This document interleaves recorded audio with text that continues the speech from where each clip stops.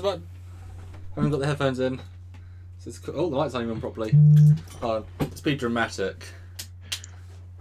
Welcome to the Orville show. Is it? Well, it's the evening, so I thought I've got nothing to go with it. It's an impromptu joke. It's not funny. That's 2 lights. That's 3 lights. That's 4 lights. That's there are 4 lights. 5 Good. lights. Oh, no, there aren't 5 lights. Hi, Stuart. They try to make. Hi. So yeah, just sort of started. But you know what? Spontaneity during a booking is very spontaneous. Spontaneous. That's a new word for today, guys. We should have the Trekyards encyclopedia with words that just come out of our mouths sometimes. I've made up some great words over the years, like gription. I know we have a record of all of our exploits on Trekyards and Fleetyards and such, but I don't want a lot of stuff like come back at me, like the littlest jokes, the littlest whatever. It's like, yeah. Anyway, hello everyone. I have a fun little question for you, Stuart. Well, I won't wait for more than 30 people. Since before your sun burned bright in the sky, I have awaited a question. I mean, that's the wrong show, is it? Well, that would feel right at home here. Oh, imagine if they did a spoof of it. It's just like a big square. Or like the protector of time, they'll call it. Mm-hmm. And it's a woman's voice, obviously. Really high woman's voice. It's like, hello? Do you want to go back in time? Like a Monty Python sounding woman. Like a fake woman. Mm-hmm. Yes.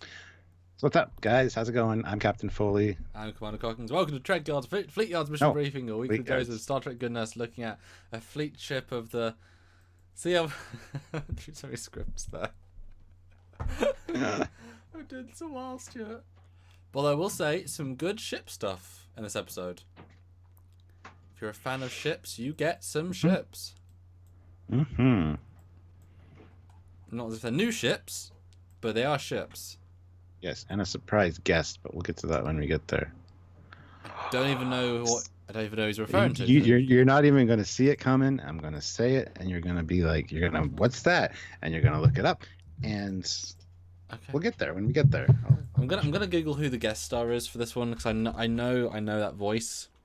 It's not who we're talking about, but that's okay. Yeah. This is me we're talking about, so it's going to be something out of left field. Yeah. Come on now. But I want to... Blood and Patriots. First one after Identity. And this was fun. I remember talking to the actor that played Isaac as well, and saying, we get more. We get more content. How cool is that? So it was like, it's fun not to have it be the end of the day. This one was, it's an alright episode. It doesn't hold up to the past ones we've seen in this season. For you, kind of on par with like episode 1 or 2. For you, no, it was fine. It was a good episode. It just wasn't. It didn't grab me like some of the other ones. That's all. It was just kind of like, we're taking a break now because we just did Identity and it was pretty awesome. So we're just gonna. It's how it definitely felt for the first episode. The first one was like just gonna put this one here. Yeah. I just looked at guest stars and boy, the actor I knew the voice, but the actor that plays the ambassador is the same actor that plays Siluk in Enterprise, which absolutely is the voice I was thinking of. And in fact, the actual big guy, the other guy, is an actor from Babylon 5, Byron, who was oh no, sorry, was it Byron or was it the other guy? Hang on. Babylon. Why is it not coming up? Am I? Yeah, Byron. So he was so I knew both of them without realizing. Right. How many people have we got? Are you gonna share this around? Well, I want to see the question first. We've got 52 people watching. So Stuart, if you in the chat, let us know as well. And if you want to see it, please do it. But Stuart, how cool would it be to do a Trekyards / Fleetyards Orville fan film?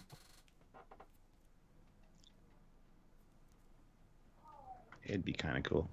I was thinking, it'd be fun to make the ships fly, but how easy would it to be? Because there's no criteria to be in this universe. So just, whoever doing whatever, and it's absolutely fine. You know what I mean? You can make anything in the Orville universe an Orville fan film. Isn't the Orville like 400 years in our future? Yes. And Star Trek's like 200? So is this an evolution of the Federation? No. The Union? No, because then that'd be around the J and stuff. No, I say no. This is an evolution of the Kelvin. There you go. I don't believe it. I can't believe I just said that. I'm sorry, guys. That's just awful. But you know what I mean? It'd be kind of fun because the sets aren't difficult. I mean, I not build the sets. If I was an actor, but it'd be kind of funny to do like a 3-minute skit in the Orville universe. Get the uniforms. I think the uniforms are darn good. Their uniforms are awesome. I do like their uniforms. Yes. And there's actually a different red for security and command. Security and engineering. Engineering is like a more orangey red, and there's a red, which I didn't notice until this episode. I noticed it in season 1, but I was like, wait, there's 2 reds in the same scene. That's weird. Is how I felt, and I was like, oh yeah, that's a thing. All right. Well, you share this around. I'll tell people about. Yes. If we can. I'll tell people about super chatting, because super chatting is very helpful. It helps the channel. Also, don't forget our Patreon, guys. Last night we got a few new Patreons as a result of our live, so much appreciated, much welcomed, and it's a monthly way to help us out. Kind of a consistent help. Yeah. And if you want to not give YouTube 30% of your super chat donations, you can go through PayPal, which is another way. Just tell us that you sent us a PayPal. We will check it, and you can, of course, add your question or comment on the PayPal as a little message when you donate that way, if you want to do that. But yeah, they definitely help out the channel, and we look forward to being able to see your super chats, interact with you guys, and read your comment, question, whatever. We do have the regular chat going on. Flavius says, how can I donate from Eastern Europe? Click that little money sign down there in the chat, and that's a good way to super chat. Or there's links in the description to PayPal and other ways to help out the channel, as well as Patreon if you want to help out on a monthly basis. So there you go. But yeah, I'm going to start off by saying that this episode was kind of mediocre for me. I mean, it was good, but So I still can't share on Facebook. So. Oh, Facebook is being a pain in the ass today. I couldn't share that we were doing this. They've just been having issues all day. Even in the Messenger, you can't send photos or stuff. I mean, some people can, some people can't. So Facebook, get your shit together. But at least YouTube's working. Hello. Mine by the same. So I've now 2 different posts that I've already written with links ready to go in a Word document, ready to share them as soon as YouTube fixes itself. If it not YouTube, does. Facebook. That's what I meant. So for me, this episode was pretty good. It didn't have it. I really liked all the Krill stuff. I thought that was A-star gold. The crew stuff was mostly good. I liked the Gordon episode. He had a lot of good acting. Not necessarily the best stuff, but really good acting. And the episode was at least something new. It wasn't a retread idea upon idea upon idea. While sort of predictable, it wasn't just another TNG story. It wasn't just another sci-fi. It was doing its own thing. And this is where more seasons go by, and now you have these interconnected universe pieces like the Krill, like these things like that. That's just the Orville stuff. So the more seasons you'll get, the more it'll be. So I really appreciate that.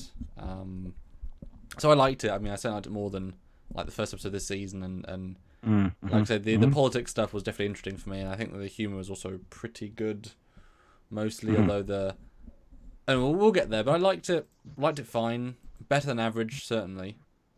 Well, you're gonna have to talk about the first minute or two, because I missed the first minute or two when I watched this, and I haven't gone back to rewatch it because Discovery ran a little bit long. So they do it on purpose. So where'd you get up to then? Because obviously you've got the screen caps. But what was the first thing you saw then? Let's run up the screen caps here. It would be boom, baby. Yeah, right there. Where they're on the shuttle and she's scanning them to see if they're all right, and then So Gordon recognizes them. So you're like, why are there people here? What's going on? No, it's easy to figure out within the first minute and a half. I'm not a moron. They obviously escaped from the krill, and yeah.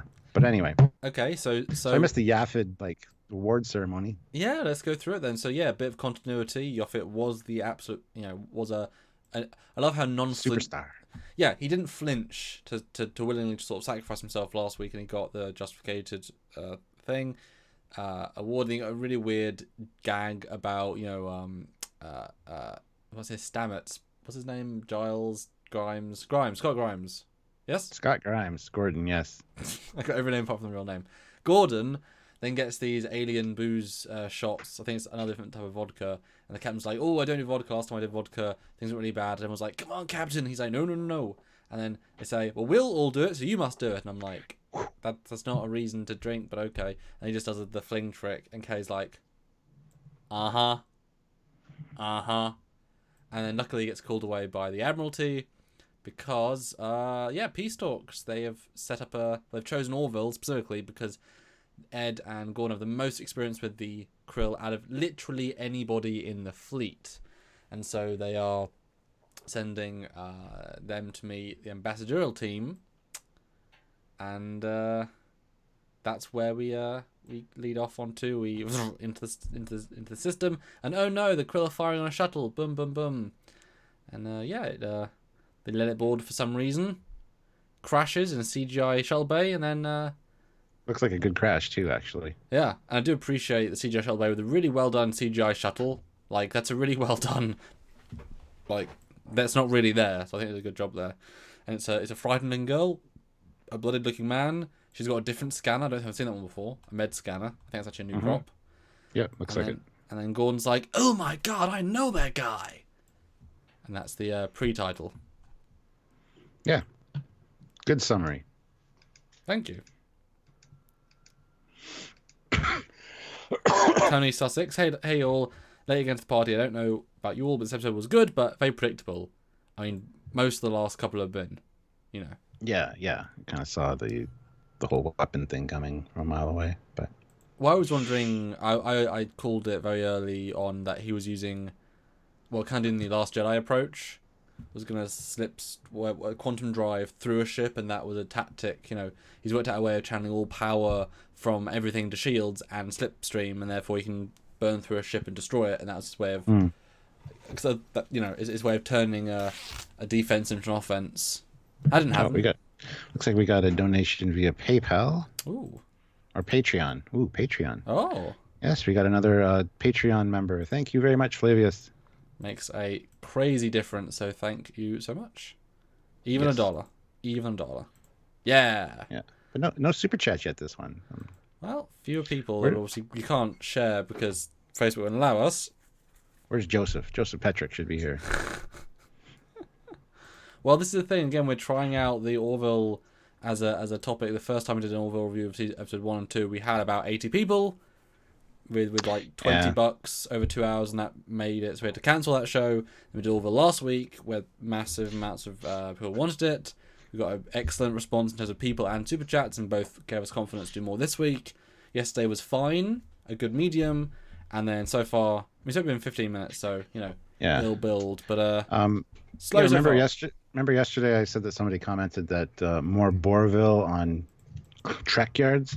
That was ASJ Personal. He actually was the first one to comment when I scheduled this. He said, generally tired of Orville stuff taking over Trekyards. Have you considered making a second channel called Orville Yards? Well, we have Fleet Yards, so we cover all sci-fi. So and what did I reply to that, Stuart? What was my comment? I don't remember. My comment, something very polite. It was always got to be. It says, what a very, very odd statement. Taking over Trekyards. I mean, it's not like we don't do 2 to 3 to 4 to 5 to 6 Trek videos a week, and didn't do a single other video for 3 months. Strange indeed. Very, very strange. Yes. No argument. Good answer. Thank you. No argument to stand on. I don't think.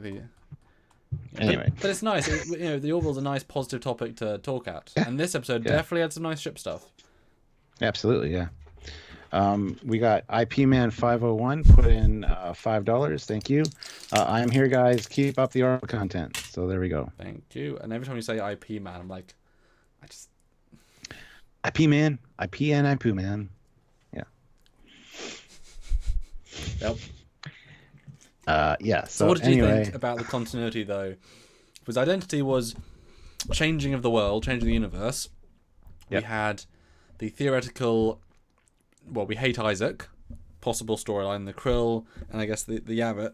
So what do you think now that straight out the bat we're possibly peace talks with? Well, we are peace talk. We're peace talk with the Krill.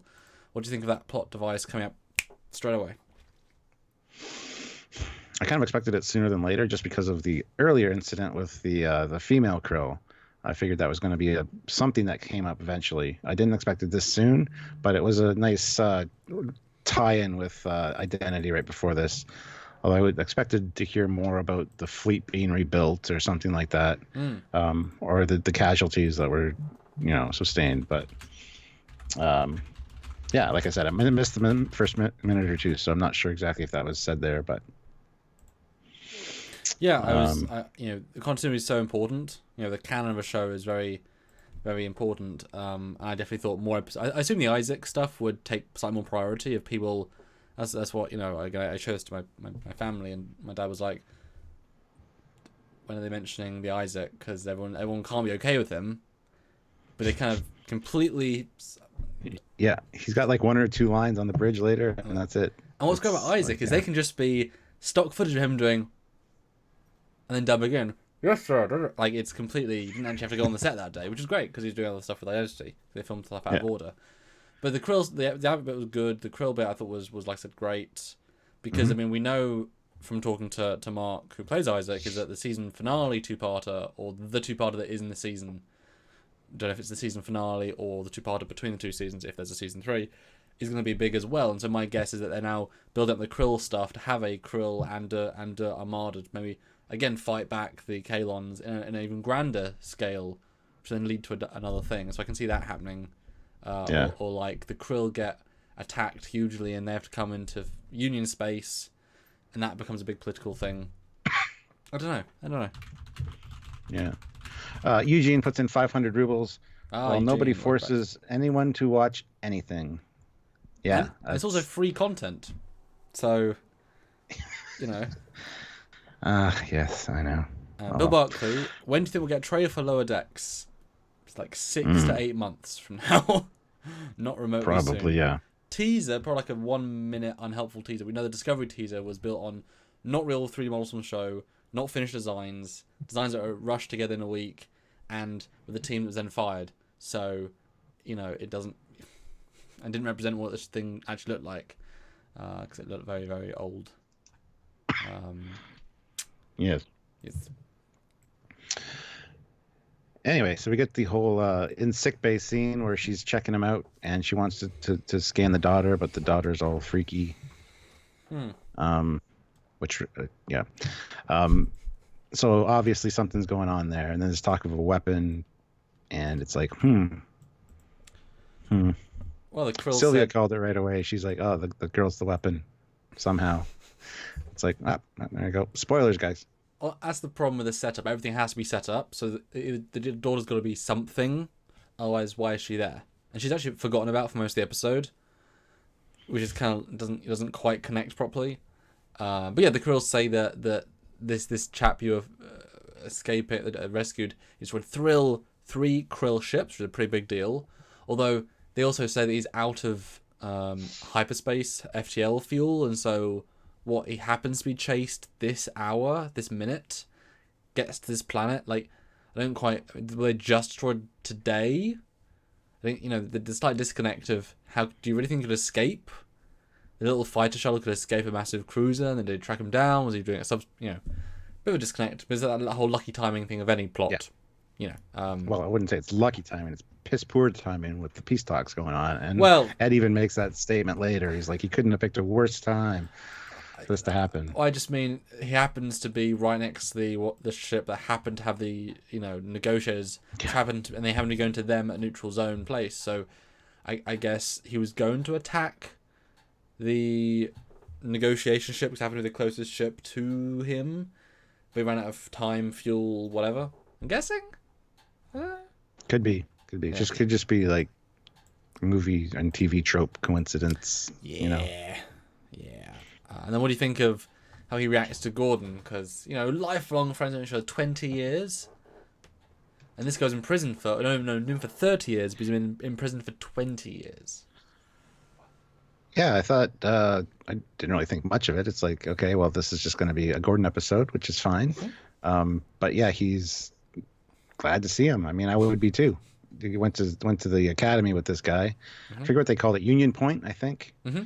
Mm-hmm. Which was a nice West Point reference. But that was actually really interesting that they had this connection there.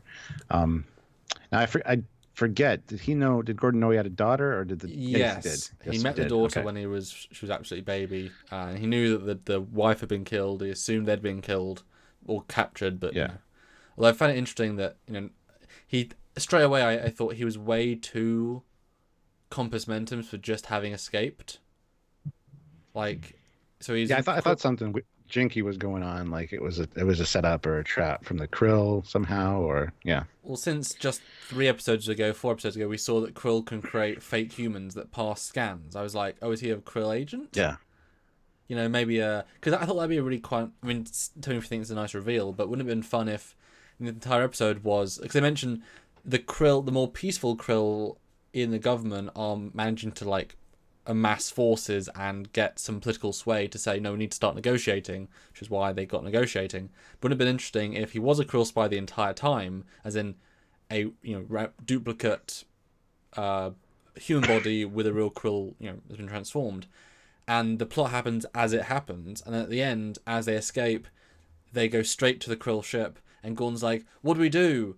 But like he stops him before he gets to that point, and then at the end he says, well done, you passed the test.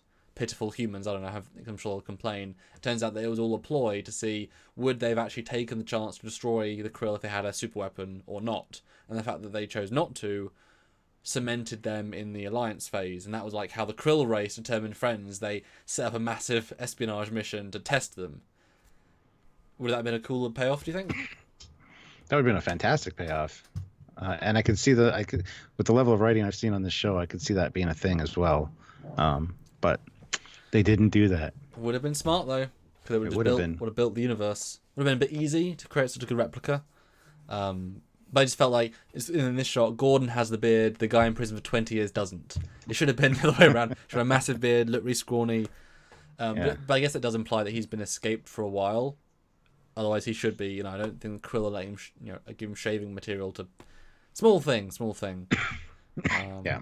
And then we get the best sequence in the episode, the boarding, or we've got to delay the Krill because they shuttled right over, but we need to make sure this guy didn't destroy 3 ships, and the Krill are lying. And so we're going to do every single test. We're going to check a bit if they brought any, the 3 ambassadors, if they brought any food, any pets, that was awesome. Any plants. They're like, no, what are you on about? And she's like, Sir, I'm just doing my job. I'm the TSA. Let me do my job. And then it's just like... Oh, by the way, I need urine samples. Here you go.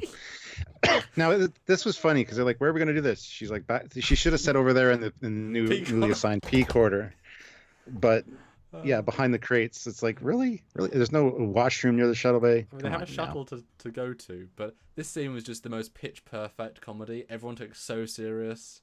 Yeah. Oh, it's just the most perfect scene of Orville comedy. But this is why I watch the show, this sort of scene. Yeah. It could have been better if the P corner was referenced. the newly christened P corner or something they could have called it. Or the opposite, she said, sorry, we had to decommission our P corner, but we renovated because we destroyed them. Yeah. Because like one of our crew P acid and we didn't know, and that burned away half the hull there. And then Ed's like, no, we have to do more. 5 more minutes. And she's like, right, I'm going up the butt. And just again, as a payoff and then a payoff, just a perfect Orville scene. That's the best scene in the whole episode. Just sad, but it is the best scene. And I gotta say, I love the wardrobing here. The guy in the red, that's a beautiful costuming job. Yeah, let me find a Really picture well of them done. all together. Those. I mean, the Krill. Seriously, they've done such a great job with them. But beautiful costumes. I know we've seen that similar red before when they did. I mean, they built these costumes for the Krill episode, and they knew it was Yeah. probably investing in the future. But just they're such a well designed race, so familiar, and yet so intricate, but not. It's like they're taking the man in a suit, but actually fleshing it out into a proper feeling thing. Showing that prosthetics and real could still beat CGI or. Yeah.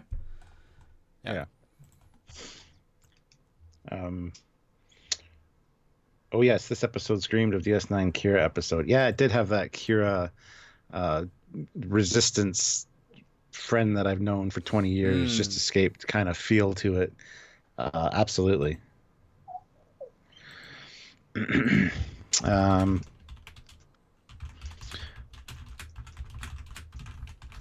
So yeah, then they're talking about the exchange of this prisoner and whether that's something that should be done. I mean, considering the peace talks, like they're in a very sticky situation, so I can really appreciate the amount of headache that Ed was experiencing at the time, considering he had to deal with the admirals, the Krill, and just keep everybody happy. But the Krill obviously want this guy back, and it's a tough decision. I mean, the needs of the few, whatever, needs of the one. It comes down to that, essentially. Dale Stafford is here. What up, party people, he says.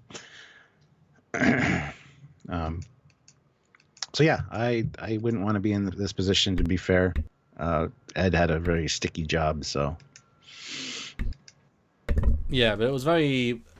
I like how, again, Orville does good of everyone approaching it like you would expect them to, or you'd hope them to. Everyone's very professional, but also very human at the same time. Ed's like, I can't rule it out. I mean... Yeah. I'm just being the good captain, and I do appreciate they didn't take him the bumbling captain route. They could have. He learned a hell of a lot in season 1, and now he's... I mean, can you fault him as a captain? I mean, you can, but you can't, so it's fine. Next scene is the in Gordon's quarters, or the guest's quarters, whatever. And we got Momo there. I'm going to call her Momo from now on. That's the special guest appearance. Look up Momo on Google, Samuel. Momo. Okay. Just M-O-M-O. You'll see what I'm talking about. She looks like this through the whole episode, and that's all I could think of. Yeah. Yeah. It was a weird makeup choice, because instantly you think that's not just because of prison. That's a weird look. Yeah. Creepy look. And the whole episode, she's like that, though. And all I could think of was the Momo character. It's like, wow. Yeah. Yeah, very underdone character. They didn't quite know what to do with this, because they can't give her lines for some reason. It's like, why not just let her talk and have dialogue? I'm the only... And I assumed that he smuggled stuff inside her. It was just her blood. It's not as if she can't talk, she doesn't want to talk. I guess if she can't answer questions, then she wouldn't be able to give away she wasn't his daughter. I guess would be the answer. I guess. Yeah. But it's very weird, because you sort of forget about her continuously, and then she's important at the end. It's like, oh, okay. Because you're thinking, well, when's she going to play a part? That's why. So it's like a really obvious setup. Like if that had been like a Krill prison or something, it would have been interesting. And I gotta kind of jump to the end of the episode here. They've okay. I don't have to. I can mention it later. It's just no. We can always jump. That's fine. Which bit do you want me to jump to? What happens to her character? They lock her in a level 12 force field. Yep. Dude goes and dies almost kills Gordon, and all of a sudden nothing's ever said of her. What did they do with her? Did they give her back to the Krill? Did they eject her out of an airlock? Did they keep her locked in the room? Because she's dangerous. She could destroy like half the ship. Mm-hmm. It's just an odd omission at the end there. It's like, what happened to this character? Well, I think you got to assume that she was given back. I assume. I don't know. But that goes against the Union ideals. But This she is wasn't. still, Yeah, but she wasn't a still union. a life form. Yeah, but she wasn't a Union officer. She was an alien that you don't have access to. That's No, outside but of you their assume the rules. Krill are going to kill her, or they could possibly use her blood as a weapon themselves. It just Well, seems jinky to me that they would give her back. I That's mean, to all. be fair, they could just say. I think the easiest thing just be say, yeah, she died with him. I mean, there's no reason. But she wasn't on the shuttle. The Quill don't know that. That's what I'm saying. Oh, They tell her, them, it's, oh, she died too, and then, I mean, she's not going to appear again. They're just sort of like, well, we're not going to kill her. And I think they didn't want to blow up that part of the ship because then it would have been like a damn. We got to reflect then all of our CGI from now on. A massive hole in one of our quarters, mm-hmm. so just decontaminate. But yes, this is the Gordon and him relationship, and I agree. My dad relayed that this actor wasn't quite capable of showing the dark torturedness. Yeah. Like he was always a medium, and his clean cut look doesn't help at all. And in uniform, it really just brings the performance right down to he's a bit annoyed. Like it's sometimes got slightly there, but I mean Gordon's way better in this scene than he is. Yeah. It wasn't like a strong pick for this, in my opinion anyway. No, I agree. I kind of got that feeling through the episode as well. Jeff Jacobs puts in $3. Hey, He will do another super chat when we get to 100 likes. But we only have 91 people because we haven't been able to share this on Facebook. So if anybody's capable of sharing this around somewhere, that'd be great. But yeah, and we scheduled it a little bit later. But I mean, we always do them, on a Wednesday. But yeah, I guess no one cares about Orville. Oh no. well, I think a lot of the UK, they don't see this episode till tomorrow, or not a lot of the UK, the entire UK. So that kind of, yeah. Anyway, All the time, it's probably worth just saving a couple and doing a blistering run of a few. That's probably the safest bet of doing. well, we gotta give it another week at least, so we can share on Facebook and see what that's like. Because it's been good so far. This one's, yeah. Plus, this is not the best episode either. I mean, Yeah. it's a one that had a lot of potential. Like it's a strong base story, Yes. but with very, very, very, very few tweaks, it would have been really good. Like it didn't go dark enough. Well, I mean, I love the turn that he says though when Gordon says, your wife, make your wife's death not in vain, and he's like, shut the fuck up. Like, yeah, it's like, ugh. Yeah. Mm-hmm. Yep. Yeah. Then we got more scenes with Momo and the painting music thing in the galley. Again, this girl just creeps me out. But it's an odd prop as well. It looks like one of those big, looks like one of the clips for your belt.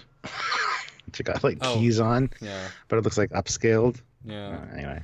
And this is a weird scene. It's not. I mean, it's nice they care enough about this new character to give us stuff. Ironically, more than Kelly's getting. Mm. But this is a fun scene, and really, I think the payoff is that, oh, I never got laid in high school, and then, what's his name? Paul, Roy, what's his name? The alien guy. Which alien guy? The guy with the head. Oh yeah, I'm not sure what his name is, but You said it. You said it yesterday.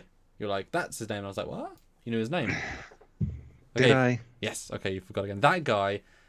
And it's like, and look at her smirk, saying, "Oh, Claire's, oh well, this guy might be able to help you with that." His name should be Roger if it's not, because he looks like Roger from American Dad. I didn't thought that. Yeah, Roger, voiced by Cleveland, and he's like, "It's so pretty," and her face is generally like, "Thanks, man." I love that she's so open to doing. Dan is his name. Dan. Like Alara was so like fresh and off the boat, and then this new lady is happy to kiss her. Bortus race, and maybe this guy. It's a nice payoff to last season because Lara was not interested. I'm not sure why this scene exists beyond that joke. Yeah, but I thought it was a good joke. I thought it was a filler scene because I didn't think they had enough meat in this episode to. Which they could have had the time. I know, but it's what it felt like to me. And a beautiful shot of the ship. Again, really nice stuff this week. Like this is the episode. This is a Star Trek episode, just throwing us new establishing shots. Like between scenes, and they're not stock shots. There's two that are, and they use one shot twice. Apart from that, they're all new, which is great. Yes. Here we get to see Alara's off. Well, not Alara. Sorry. Good job, then, man. Good job. I can't even remember her name now. Again, it was on the tip of my tongue. Talea. Talea. Something Yeah, like new chick. It's good to see her office. Ed comes in, asks her his opinion or her opinion of Gordon's buddy, that. Hmm. and she's got a bad feeling. She's got a weird feeling about him, which they've done a good job of communicating to the audience, because I did as well, as I'm sure you guys did. So we need to keep an eye on him, basically. And then the scene in engineering is cool because the guy that Dan's talking to speaks in a different language. You got subtitles. Yeah. So the universal translator, I guess, doesn't work for his species, but Dan can maybe understand him. That was kind of neat.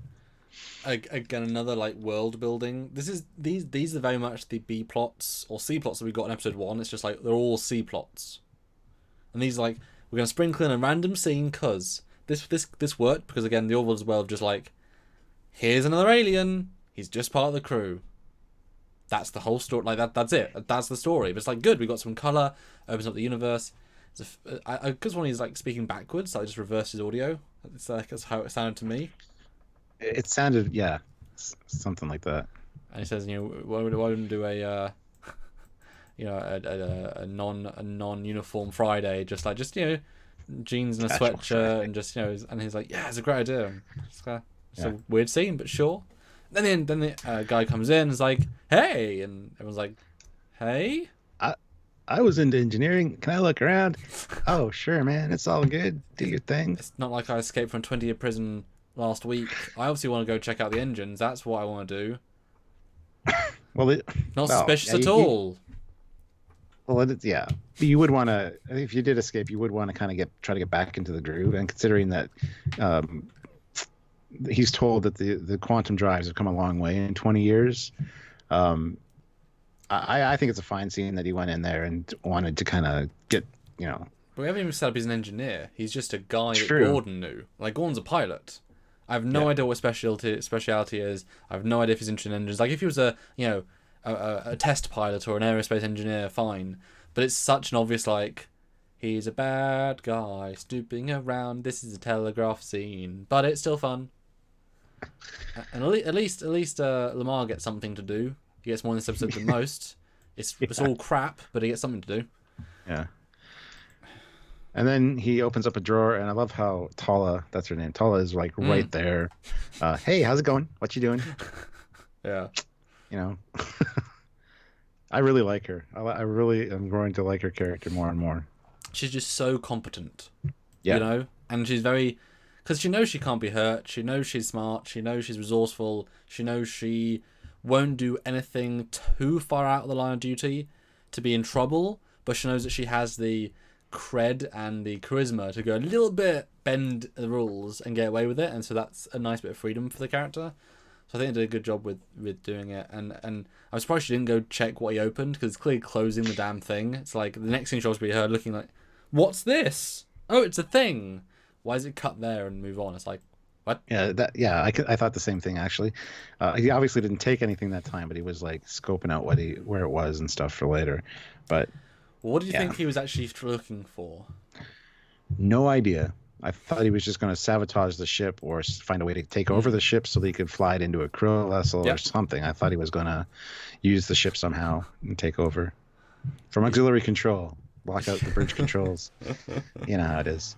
Yeah, I was still thinking the whole because we set up the fact that his krill shuttle was out of FTL juice fuel, so I thought he's trying to steal that fuel so he can then steal another shuttle and do the same FTL jumps through multiple ships. So I was thinking that again would fit with my theory, or you're right, take over the Orville and use that as a bigger hyperspace FTL quantum drive ramming ship. I thought would be it still survives, but so I thought that was still where we're going. I do appreciate that at least he's on surveillance, sort of, but it's still a bit lackluster.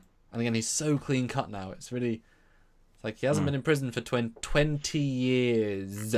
Like, it would be great if he didn't have lost an arm, like pushed it, lost an arm, lost an eye. His hair was like white now because he's been in prison for 20 years. And or a big scar on one side, so there's bald or whatever. Yeah, like that would have been really kind of cool, just for pure aesthetics. So kind of does show, I guess, the Krill aren't monsters, because he got away, like, he that single scar on his body after 20 years. I guess. Yeah. I don't know. Yeah. Because they're now meant to be friends. So we kind of, you couldn't show the Krill torturing a guy if they're meant to be friends next episode. It doesn't quite thematically work. True. True. Yeah. But yeah, and then this is where Admiral Ted Danson comes in, or I still want to call him Admiral Malone. But anyway, he basically tells them that we're thinking of an extradition treaty to give him back to the Krill to kind of smooth over this incident and make these peace talks move forward, because it's one man. We're talking about millions of lives otherwise. And that's the whole needs of the many outweigh the needs of the few or the one kind of thing. So, yeah, I thought it was really well done. I really enjoy the Admiralty in this show. They don't seem to be dicks like they are in Star Trek. Because let's face it, most of the admirals in Star Trek are kind of dicks. These admirals, they're well cast. They seem like nice guys. They don't seem to have another agenda. They're just looking out for the Union. So, no real issues with that. Again, another great shot of the Orville during that scene as well. So, yeah, and for the Admiral, I was thinking, I mean, they're obviously not going to, justify this one guy who they didn't even know was alive until today. They can't, with peace on the horizon, or at least the chance to have peace. It's like, and also, he did go and kill 3 ships, so he's not innocent. Yes, he thought it was at war, but, otherwise they're agreeing upon a killer that just killed lots of people. It's a really, he was never going to win the situation, the guy. But at least Ed is like, in his eyes, he's like, it's going to happen, but I'm going to try and find any other way I can. But he knows that's going to happen. And I love that he mirrors back the exact language that the Admiral uses to him. We're just doing all our possibilities. He mirrors it completely back to Gordon, which is just, political and pro talk for we're trying, but it's not really I'm kind of stuck between a rock and a hard place here. You're my buddy. I know he's your friend. That's the right thing to do, is to not give him back to his captors, but at the same time, with everything on the line, yeah, it sucks being a captain sometimes. We see that a lot in Star Trek as well. Those hard decisions, what's right and what should be done, according to the rule book. So, well played. And then we get apparently he was missing a piece of his ear. Yeah, people are saying in the comments. I noticed his ear looked weird, but it was so underdone that, I mean, if that's... Yeah. I mean, here's a zoom in. I think it's just the actor has a slightly wonky ear. So I can't imagine that's the deliberate makeup choice they did to cut off his ears by like 1%. And here's a zoom in right now. I think it's just the actor has a slightly odd ear. Can't see it possibly be anything else. Ian Warrender puts in £2. Thank you. Example super chat. Can't wait to listen to this Friday. Wow. Yes. Yeah. Tomorrow's the day, man. Discovery and Orville. Yes. Do go back and enjoy. Yeah. And then Planet of the Apes. Because... You blew it up. I love the little references to like movies and stuff that they do here. I mean, Enterprise tried to do it too with movie night, but I think Orville does it way better because it's Seth MacFarlane. It's very Family Guy flashback to referential material. So, although I don't think there's a little reference when they literally just play the movie and talk about it. It's not a little reference.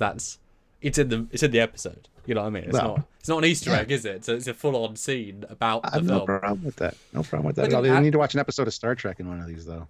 Yeah. CBS would be on them real quick. Or Galaxy Quest. Galaxy Quest. That'd be even funnier. Because that'd be fun. They did a pretty good job of predicting Eugene puts in 300 rubles. Thank you, Eugene. Do we know Orville versus human lifespan? 50-ish years old Lieutenant Gordon might be the norm. I would assume so. It's 400 years in the future. And with medical technology advancing all the time, yeah, I could see them being... Because Admiral Malone, Ted Danson, he looks pretty old and still, doing his thing. So is Gordon meant to be 50? I have no idea. I didn't get that sense, but... He looks in his, early 40s. To me,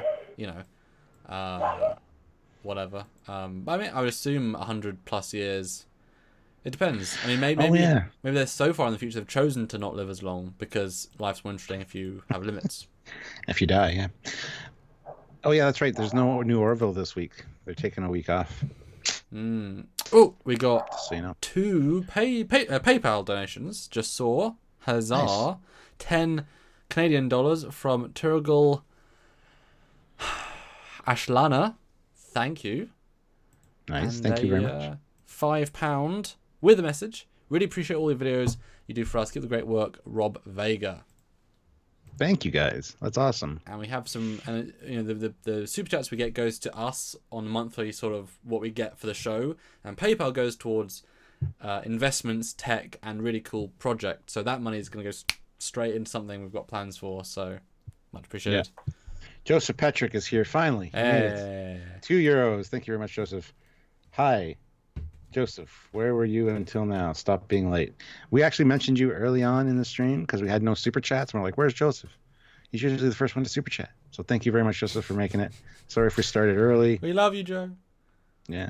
We should have Joe just on the show, shouldn't we? I think at some point we've got to have our most regular super chatters because we know them, like Jill as well. Just like, this is our like number 1 super chatter, so number 2 super chatter. You know, here they are. They could have a super chat battle live and see who's the victor, one that can donate the most. I bet I super chat my car. Whoa! Yeah, yeah, but this scene of showing Planet of the Apes, I thought was an odd movie choice. Like, it's kind of just depressing, I guess, because it was Earth all along. Oh no, look what we did to the Earth. I thought it was going to have a specific payoff though. Like, I did too, but it didn't. Nothing. It might be later, but it's weird to have set up in a previous episode that's so visual. Yeah. Always his favorite movie, shows it every other week. It'd be kind of funny. You know, they buy the rights, they get to use it 800 times. Yeah, but the Momo looks like, seriously. The shape of the face, the big eyes, I don't know. Although her script was easy to learn. Yeah. Yeah, I could do that. I would still struggle, you know, her one line, but I could probably ad-lib something, you know. Yeah. Die, you bitch! Or, you're not, you know, Lara? I don't know, something. That's later. And so, yeah, yes. Ed comes in and confronts Gordon. Gordon is not happy. Ed is not happy either. He does, again, very how you do the situation in real life. It's like, like, it's such a hesitation. But Gordon is pushing back, but you can still tell that he's like, he was my friend, but I can't, because, you know, 20 years, a man can change radically in 20 years. Not 2, it's not 4, it's not 10, 20. He's not the man you knew. He just isn't. 20 years of torture. You know, look at Shinzon. He wasn't Picard after that many years of torture. Sorry. Yeah. Yeah. Yeah, well, it's a strain on their relationship, but I mean, Gordon's got to understand where Ed's coming from, because, yeah, I don't know. Scott Grimes is 47, so it was between us. We were half right. And then we have bringing her home, and he mentions about the extradition treaty, because that is it's a possibility, and the guy's like, damn political snakes. Gordon, you don't believe in this. Help me stop it. And he's like, what? He's like, I'll tell you later. And it's like, the darkness comes along. And obviously in that moment, you're super convinced that, yes, he did blow up 3 cruel ships and, you know, we're going to this place. But we don't know how still. Don't know what it all connects to together. So there's still a sense of how.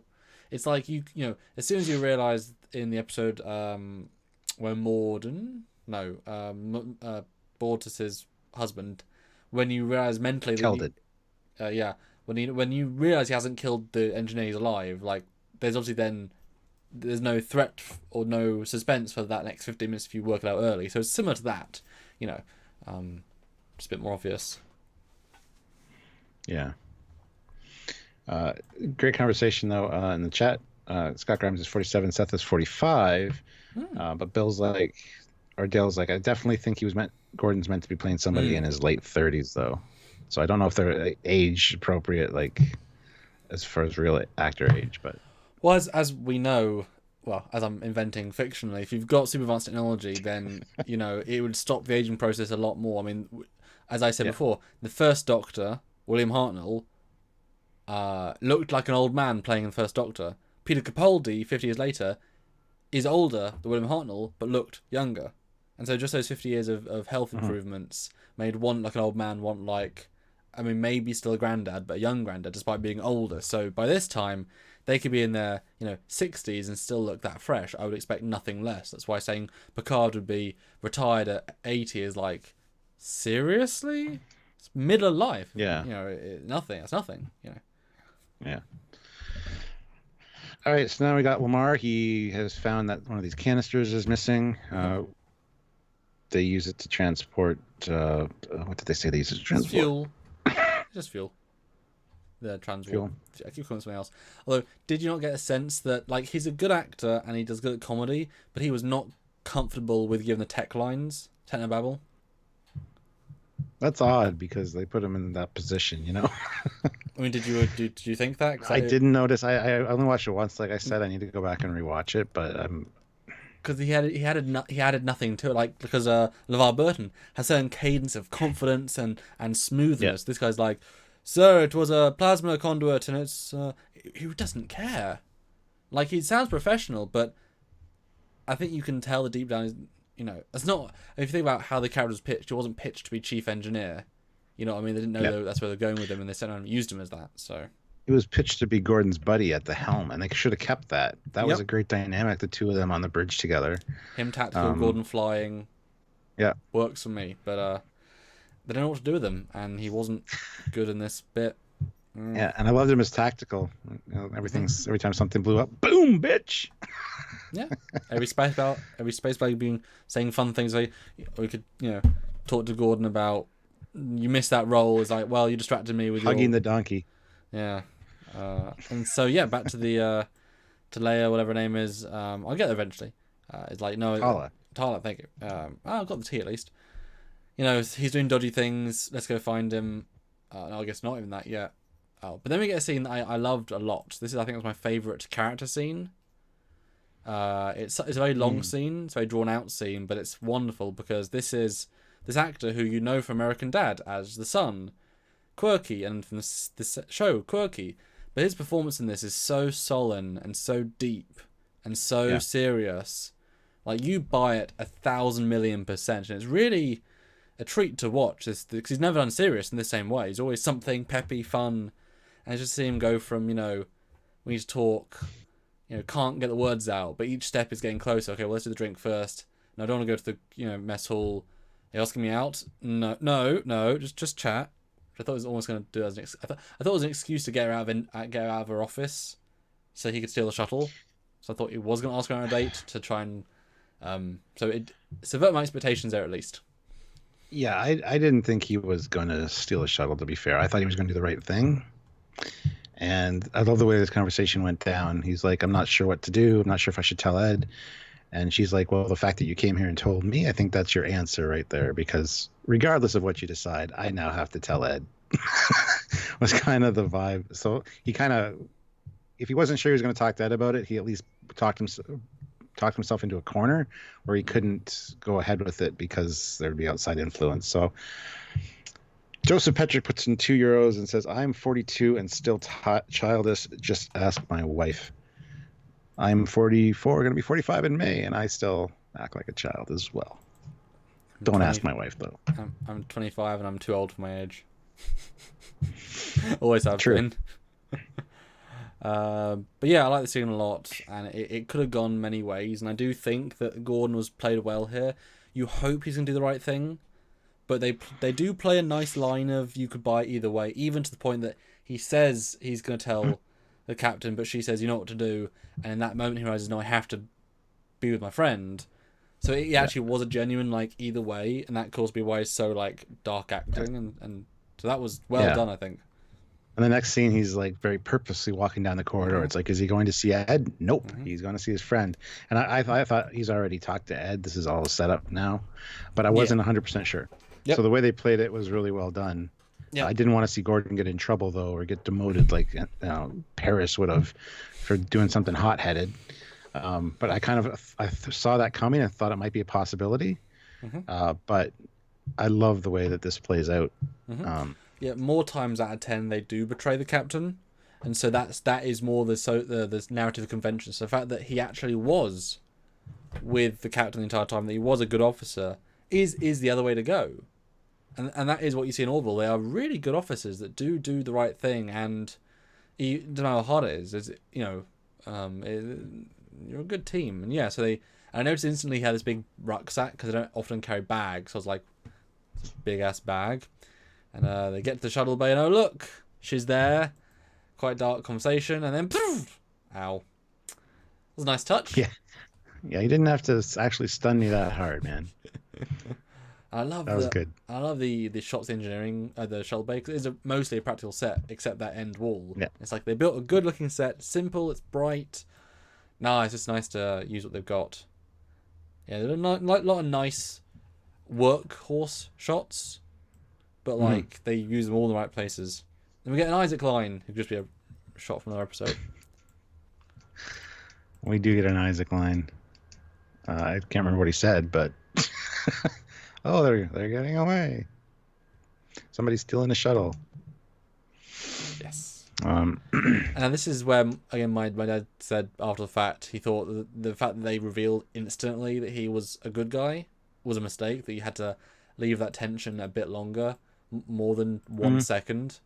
Which side was he really on? Where was he going to do the right, a little bit too quick.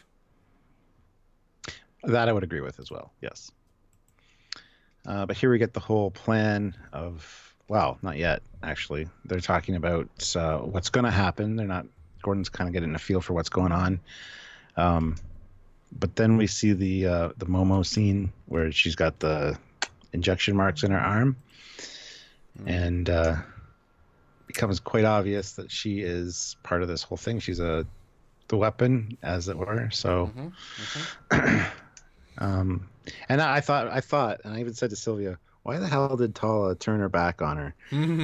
And she's like, well, she knew she couldn't really get hurt because it was obviously done so that this would be forced, this kind of action. Because I thought that was a really stupid mistake for a security officer, but she obviously did it for a reason, and she then throws her across the room. So I think it's the context of the situation you're in. You've known her for a day. She's been fully submissive the entire time. It looks as she's been, stuff's been taken out of her. That's obviously by the dad. That's so you're not going to assume she's in on it by all the evidence says not. I would be the exact opposite. I would be the exact opposite way, personally. But then you'd ask, well, why did he leave her? Why did he leave her? Yeah. She creeps me out, man, and because. Well, I'd still be looking at her as I contacted the captain personally myself. But yeah, it was to make a scene work. But I do like this action beat. Overall, but at this point I was like, so did he inject stuff into her blood? I didn't assume she was a new alien race. That was obviously an invention. I couldn't have predicted that. But I was like, did she know she was a carrier for this, whatever it was? And then obviously it's like, oh, she does say 2 lines and it's whatever. She's a secret logic extremist with explosive blood. Ha! Ha ha ha! Yeah. She got mustard for blood. It's kind of disgusting. And again, Claire professionally knew exactly what it was. She's a quality officer. Like, get out of here! And then put a force field, and then decontaminate it, and then she's not a threat anymore. Because she could explode! As the blood mixes with oxygen, atmosphere, it becomes potentially explosive. And they said they were very, very lucky she didn't explode. Although I think we were all expecting she was going to explode. She didn't. Bit of a letdown, but She could have destroyed a quarter of the ship. We had that much explosive potential there, so. That's a good point. I was thinking just the blood that was out of her would she actually have to do something more graphic to explode more.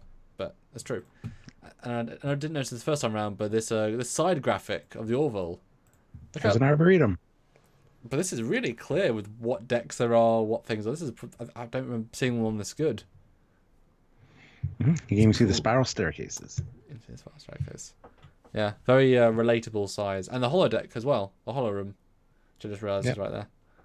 And like a mall. Yeah, that's a mall, isn't it?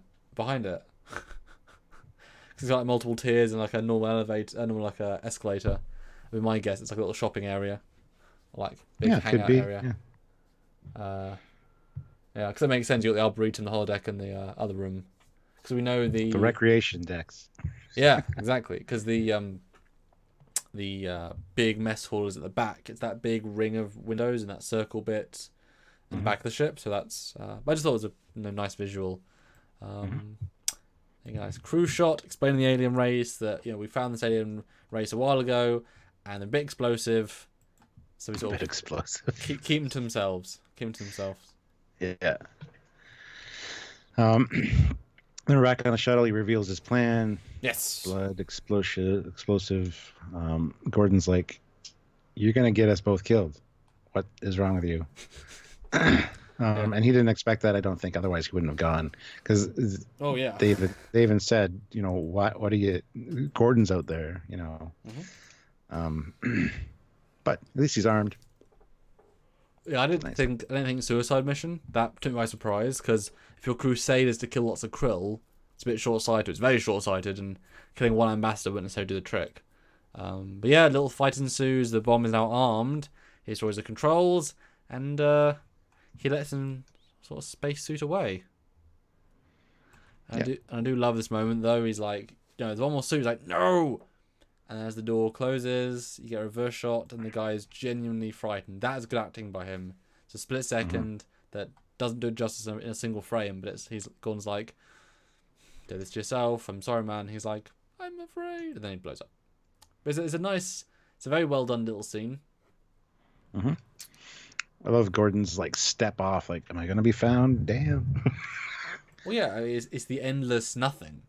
I mean, yeah. And as he starts spinning, I'm like, well, when's he going to get picked up? Because he was spinning for literally weeks. Like, he's never going to stop. Well, not weeks, forever. Well, he'll be dead before that, as I just realised, because, food and water. But that's like, but yeah, picked up instantly. Bit of a cop-out, but it's okay. Another beautiful shot of the ships. And I guess it all worked out fine. Ed Mercer signed. Priest guy signed. I love the fact there's alien text. That was a nice touch. Yeah. And we have a pre-alliance pact to talk about an alliance. Well, peace. Well, ceasefire. Yeah. It's a pre for the Kree. Then we get the whole Ed and Gordon chat in his room. Gordon's quarters are very not Gordon-y. I'd expect more like I hadn't thought like that. pop culture stuff, like action figures or something. I don't understand what those wooden or looks like lead houses on his desk are. That's just weird. I don't know. Yeah. I expected something different from Gordon. It's just very bland and plain. Well, it's obviously the same set redress for every officer, but yeah, they definitely need to throw some stuff in the room.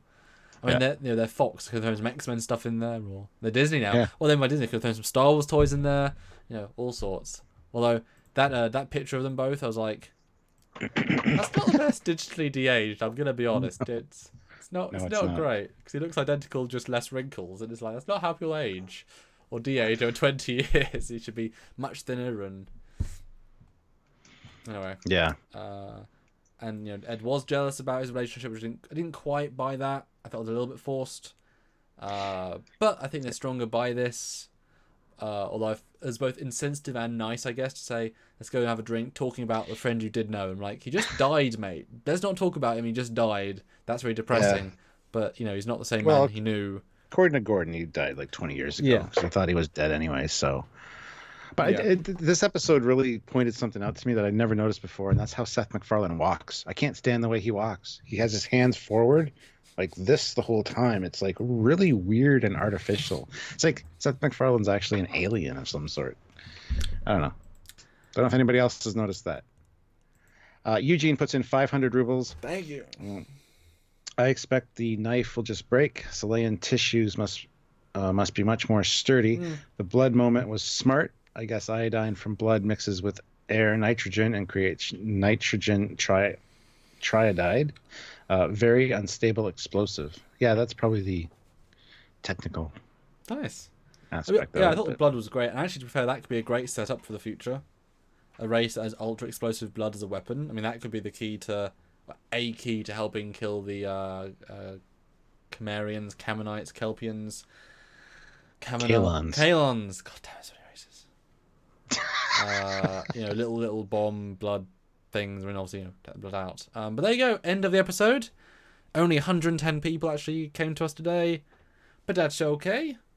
I think we'll have a week off from Orville because it doesn't air this week, so we'll do another live next week. That's not a problem, but we will do Orville again the week after. Or maybe wait an extra week and give people a chance to catch up a little bit. Yeah, well, you guys can let us know what would you like to see, maybe. But yeah, overall, kind of a mediocre episode. Nothing really special for me. It was just kind of it existed. That's the thing. But after Identity, it's kind of like let's hit the brakes a little bit and kind of slow down. Have one of the mediocre middle episodes put in there because I know there's a build up to the end of the season. It's supposed to be fantastic. So looking forward to that. But this one just was kind of for me. There was more story than Identity, though. Like, again, Identity Identity was a vehicle for action and a single, simple plot. Again, that's what I like. I like the action aspect of it. Yeah, that's not why the Orville is what it is. Identity was good as a getting point, but it wasn't a brilliant story. It wasn't whatever. This, I think, was a decent balance. Again, I love the political stuff. That I'm always interested. I've been interested in the Krill since the start. And what they could do. The actor was a poor choice. I think if he had some really dark charisma, it would have played a lot better. If you'd felt how tortured he was, but if he at the same time sold the crew on, clearly he hates the Krill, but then he turns on the crew and says, but I will do whatever it takes, guys, to help you get this peace treaty. I want to go into engineering and tell you Krill secrets. Like, if he had made it more of he was playing the crew, because he's so passive. He didn't have a plan, really. He never was strategic. He just sort of was there trying to hide the lady. He didn't look nervous. So I think he was poorly directed and poorly cast. But the CGI was good. Talia was great. Ed was pretty good. Gordon was great acting. I thought he upped his game a bit. He was given dark stuff. Absolutely. Yeah. So yeah, I think it was better than average and some really good moments. But, it fell down on a few of its slight choices, but wasn't as predictable as it could have been. I like the expectation shifting, but better half of this season of episodes. And like I said, I like it's more original of a story. That was good. Yeah, and I want to point out that picture too at the end of the two of them together. You can see the big chunk out of the guy's ear there, so it obviously wasn't from the Krill torture. Just so you know, Nice. It wasn't like they could have angled his head just a little more. She couldn't see it, but so another €2 super chat. Thank you. Hans. It was Gordon. Gordon's not only a punchline in this episode. Yeah, it gave him some real character development, which is really nice. So bravo. Jill Wright puts in $2. Thank you very much. Thanks, Jill. Tala took over humor from Gordon this episode. Yeah. Rubber glove. Yeah. And did it great, actually. Yeah. I mean, it's just the thing that when you make a cast like this, people rise to the top as standouts, and people are clearly not working as much. Lamar doesn't work as much, clearly. Kelly doesn't work as much, clearly. Bortus works more than I think people thought, but in the right dose. It's like Tilly. Tilly works in her context. She's not a great lead, but she's a great, come to my office with a weird look. Like, that's a great moment, but it's not a great lead. So, yeah. There you go. So, guys, let us know in the comments right now your out of 10 review number for this episode. Ooh. Stuart, out of 10 for this one. I'm going to give this a 6.5 out of 10. Oh, cool. Yeah, I was going to say a 7. You? Yeah. It's just okay, good. I mean, it's then. Definitely better than average, like an average 5. It wasn't a bad episode, but didn't quite get there. And again, not as good as No, season it one. wasn't bad by any means. Absolutely not. I'm not saying that. It makes me wish for season one again, because those stories are really strong. You know, it's like I've said before for fan films. If you have one chance to make a fan film about Star Trek, why pick that story? And so season one, every single story was a specific story, a specific choice. Why tell this story in the way it was told? Because they can't all be spectacular. I mean, it's a great concept and premise on paper, but it just like you said, it could have had a little bit more going on during the episode. It just didn't pan out quite properly. That being said, a lot of people probably really like this episode. It doesn't suit everyone's taste. We got 8 out of 10, 8 out of 10, a 5, a 7, a 6. Yeah. So we're about right, I think. I think we're on the same page. Eugene said, LOL, I guessed a 6.5 from Stuart. Oh, there you go. 10 for Identity. No, it's more like a 8. Yeah. Eugene put another 100 rubles. Yes, Mackenzie Alexander Aston damaged his ear in a car accident. Oh, little inside information there. Yeah. Cool. And there you go. So, any sort of questions from you guys? Any comments? And I guess we'll have a nice, short, sleek Super Chat live today. I'll go back to Romulan War blowing up shippingness. I'm currently trying to keyframe 2 more Andorian phaser blasts onto a Romulan Stormbird and a Romulan Raptor, which is a nuke ship, which it blows up. And that's one of the last shots I'm doing for the day. Giving away all the secrets, man. Well, yeah. I just edited my captain's log for Friday. Cool. So I got to upload that, and then I have to edit the Eagle Moss review. So that's what I'll be doing. I'll be doing the editing of that tomorrow, probably. I don't know if I'll have time tonight, but anyway. And I'll tell you what, I've made a really cool shot of the Stormbird. I actually remastered the Stormbird 3D model. I completely redid colors, textures. I thought it needed some more punch. So for a $5 super chat, I will show you a world premiere animation. I'm sure the director will not be happy that I'm revealing of a shot I think is a quite nice motion shot of the Romulan Stormbird in 1080p Orville today. Bill Barkley puts in, he says, no live tomorrow, ? Discovery is on tomorrow. There'll be a live at 10:30, my first reaction to the episode, which I do every week. And then Friday will be our episode breakdown. Does that mean you can schedule the live this week? Because I know that you're not always sure when you can do them. This week I can, because there's no Orville. So yeah, I can definitely schedule it. So I guarantee you'd get loads of people. When Orville is on and then it ends, and then I gotta do some, it's always around 10:30 or 11. Yeah, exactly. So I don't like scheduling in case I'm late. So yeah, okay, that's cool. Make a cool thumbnail and people can join in. But yeah, $5 and I'll show a really cool animation with a ship that I designed and updated. Well, we got another super chat. It's not $5 though. Well, I need a 5. I need a 5 as a 5. It's €2. Where was Isaac? He was on the bridge. Yeah. He said the shuttle was being taken. Just chilling out. Yeah. Very underserved. I mean, obviously he got all the time the last 2 weeks, but they needed some consequence, like someone giving him a hard shoulder, somebody, something. It was very, this episode could have been a week after, 2 weeks, 3 weeks, 4 weeks, 8 weeks, or a day. It didn't quite connect, but that's okay. What time this week, says Jeff? It's going to be at 5 Eastern Standard Time, which is 9 in the UK right now because of Daylight Savings Time. So it'll be 5 Eastern Standard Time. We're not doing it at 4 because when we film on Friday and then Samuel's got to edit the quick 20, 30-minute review, whatever, have it out. When we start at 4, it's a little bit too close to the wire.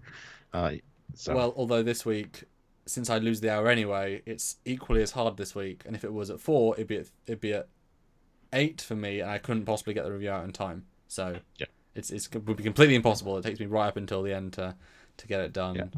Like, an hour earlier, but also for F's sake, I got to do it an hour earlier because I was going to eat. I mean, it's really difficult to time that all together. And Lindsay Clear puts in $5 New Zealand dollars. Does that count, Samuel?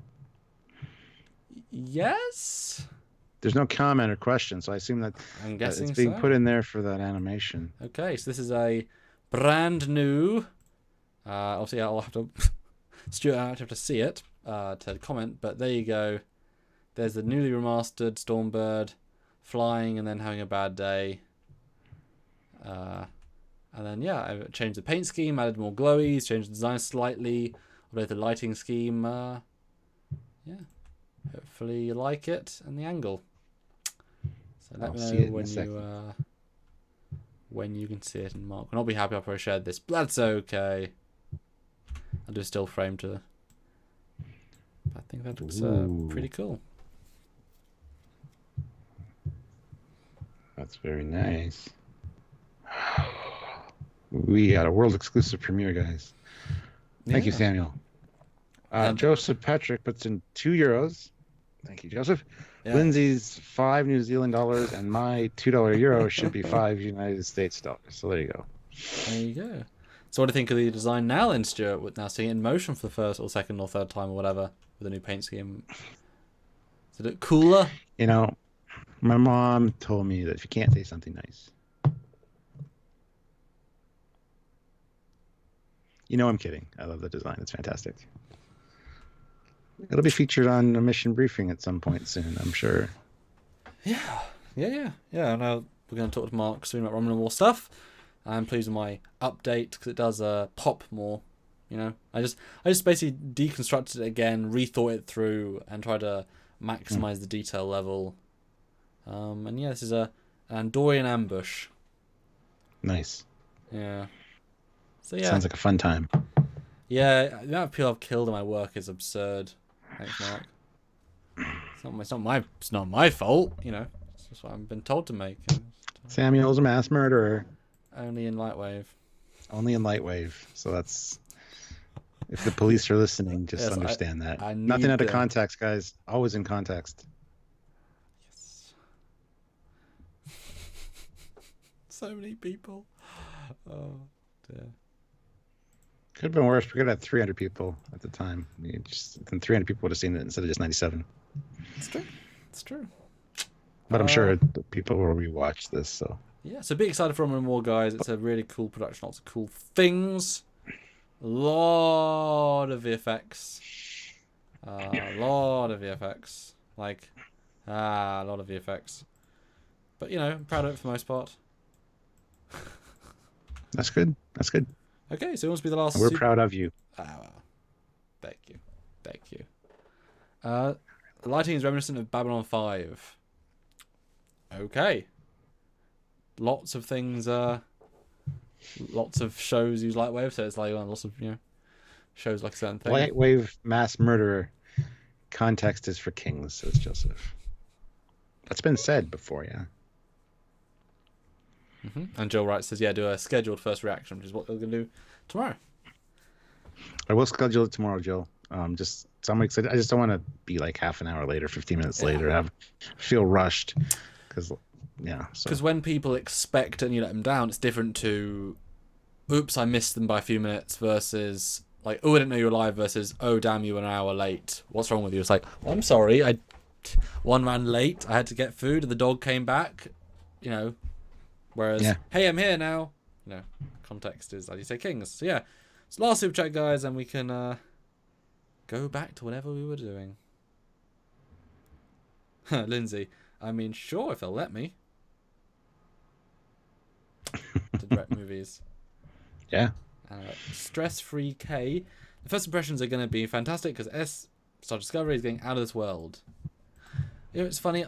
People are starting to be more positive, but I still think it's in the context of Discovery. Like, it's still not the best Trek show. Like, it's fine. Like, it's every episode's average in terms of general Trek. So it's just are people so blasé by the original quality that it's better? Because I don't see why you would rather watch any episode of Star Discovery than a TNG episode or even a Master Voyager episode, a good one. Like, most of Trek is better than Discovery. VFX don't make it the show, otherwise, whatever. Otherwise, like The Godfather would be one of the worst films ever because there's no visual effects. You know what I mean? Story, plot, characters, and whatever is important. So yeah, last super chat and we can pop off. But thanks all for watching. Yes, thank you guys. This week was kind of jinky with Facebook not working properly, so we couldn't advertise this earlier in the day on Facebook, and so the numbers weren't quite there. But we're gonna pretty awful. Keep an eye on things. Who we do get to talk to. Yes, absolutely. So, anywho, are we waiting for our last super chat? Is that what we're doing? Yes. A final thing. Super chat. No. Money. The final super chat. These are the adventures of USS Trekyards. Have you had a chance to look at the Star Trek Avalon Demons Indiegogo yet, Stuart? The one Nope. Nope. Nope. Oh. Did you send me a thing? I don't think you sent me a link. Well, it's Google. I mean, it's Google. I don't know how to use Google. I've never once even tried.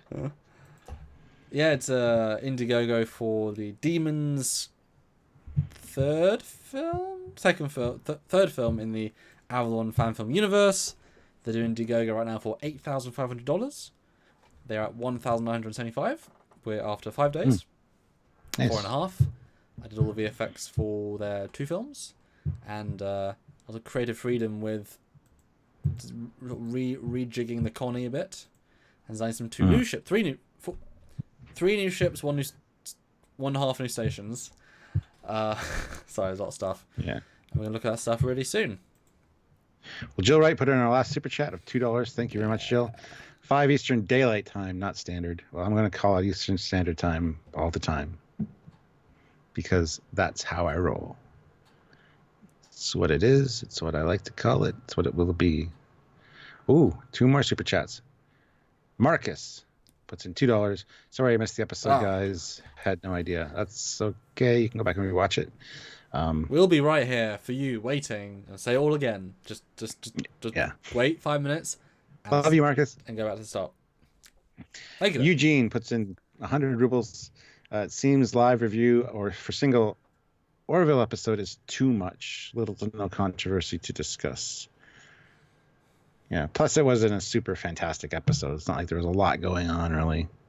So. Well, the thing about Orville is that the tech, the world is very shallow because it hasn't been developed yet, and so we can't analyze anything beyond the surface because we've no technology information to go on. Whereas any episode of Star Trek, from fan film to animated to comic to the entire universe is linked together, so it's a very different beast. Yeah. So yeah, right. Well, thanks, guys. We got 3. I said 1. We got 3. Thanks so much, guys, and we'll see you. Stuart will see you tomorrow, and we'll see you a lot on Friday. And of course, do look back at our 2 episodes released this week, or a couple. We released the Red Angel Theory 101 updated on Sunday. We released Discovery's an Alternate Timeline confirmed-ish on Monday. Ethan Peck's Spock performance review yesterday, and then Telosian, Vina, and Talos review today. And I think that's quite a good video, so do check out that one. I thought Stuart had some good points as a hardcore TOS hard man. Yeah, that sounded really bad, but that's okay. What? Sorry, yeah, my Hollow Matrix glitched out there for a second. My face went a little wonky. I apologize. Anyway, we will talk to you guys later. So until next time, guys, I'm Captain Foley. He wishes. Oh. Bye, guys. Bye.